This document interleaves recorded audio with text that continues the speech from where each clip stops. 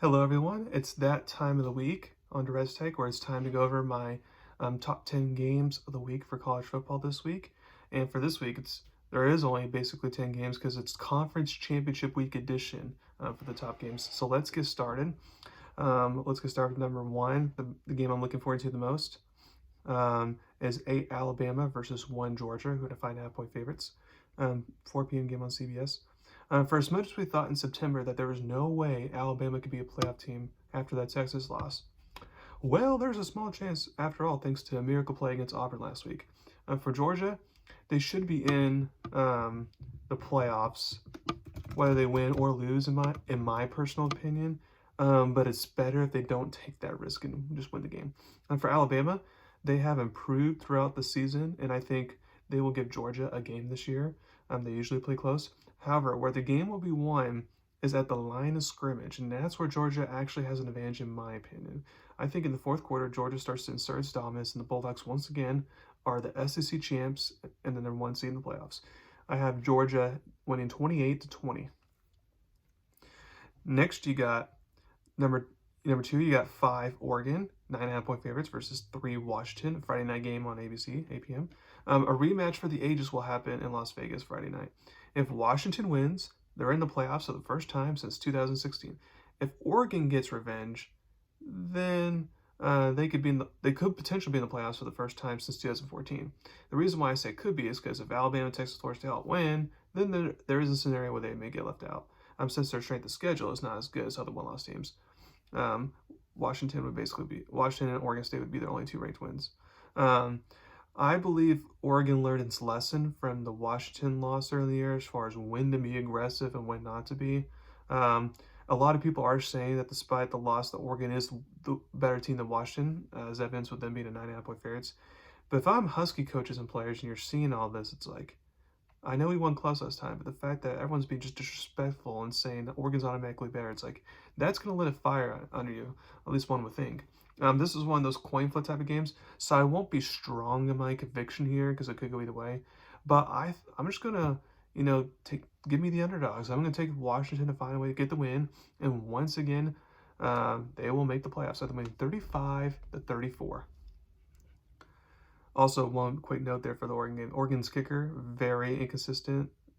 So if it comes down to the field goal game, then if you're a Oregon fan, then you should be nervous. Number 3, you got 14 Louisville versus 4 Florida State, 2.5-point favorites, 8 p.m. game, ABC. Now, a lot of people think because of Florida State quarterback Jordan Travis being injured, the Seminoles will lose this game. Here's the thing to remember, though. Florida State has an excellent roster.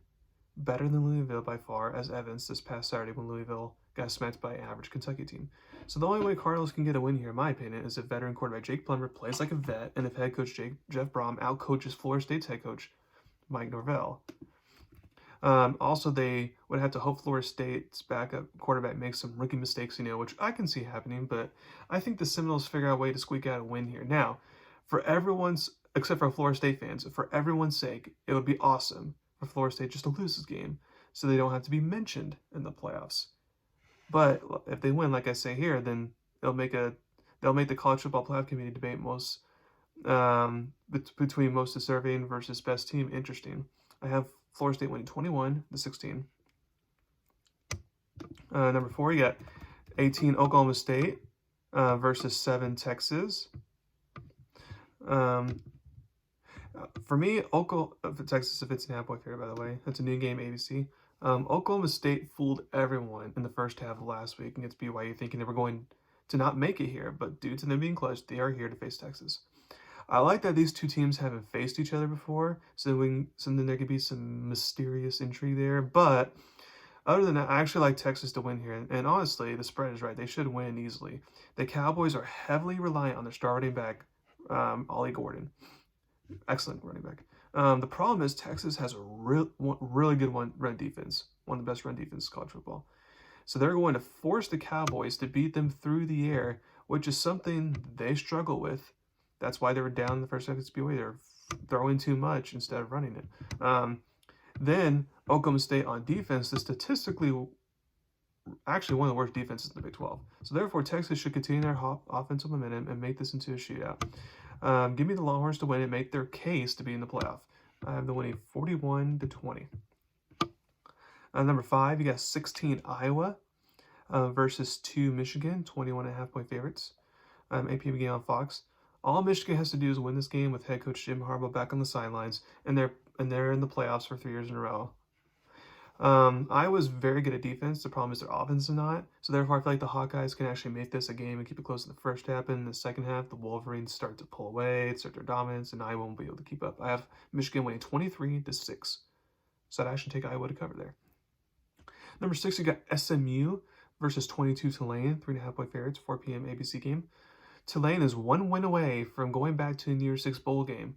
While Memphis earlier in the year and UTSA last week were good tests for them and they passed, this will be the hardest game for them in conference play. SMU has a great offense, statistically actually better than Tulane's. Now, SMU's defense has not been tested a lot during conference play, so that's the question mark there. Can Tulane quarterback Michael Pratt outscore the Mustangs to get a win? I think so, but my gut feeling tells me SMU, with this being the last year in the conference, actually shocks everyone, gets the road to win. I have SMU winning 30-28. Number 7, you got New Mexico State versus 24 Liberty, 11-point favorites, Friday night game on CBS Sports Network. While I admit I will only be watching the highlights in this game, this is actually a good game to watch on a Friday night. New Mexico State, year one in the conference, is in a title game, and since they are not a good football program, that just shows how good of a head coaching job Jerry Kill is doing to build that program. Jerry Kill's former coach of Minnesota, in case if you guys don't remember.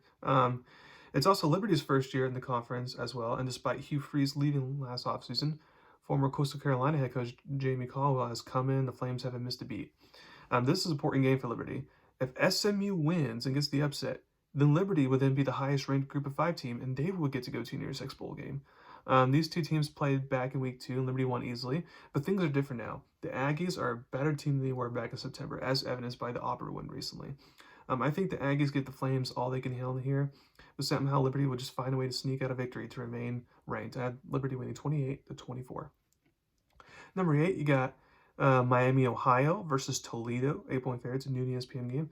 This game should be interesting. If Toledo didn't lose at Illinois in the first week of the season by a last-second field goal, maybe they would be ranked in the top 25 right now, being undefeated. What is interesting is SMU wins and New Mexico State wins, so there's 2 upsets there.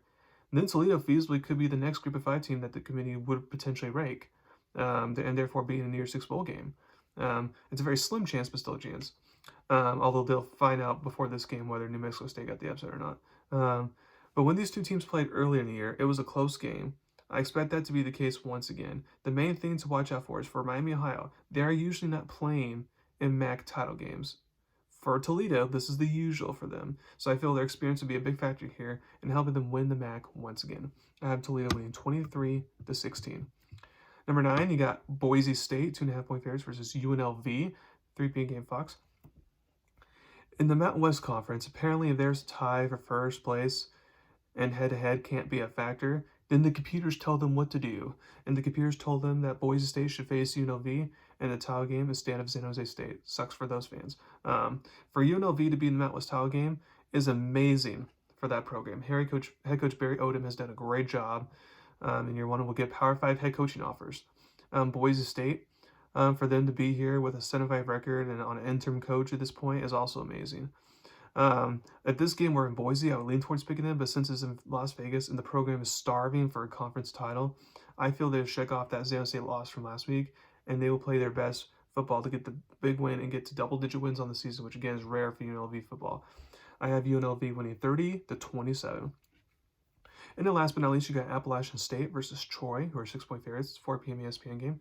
Troy is looking to win back-to-back Sun Belt titles. Appalachian State is here because James Madison is ineligible to play in the conference championship this season.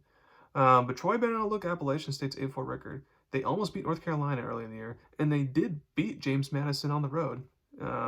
Therefore, I think Appalachian State gives Troy a run for their money, but in the end, Troy survives and win the conference once again. I have Troy winning 28-27. So basically, based off let's say I picked every game correct here, and as far as what I think the playoff committee would do, they would keep Georgia at 1, obviously they won. They would keep Michigan at 2, they won, obviously. They would keep Washington at 3 because they won.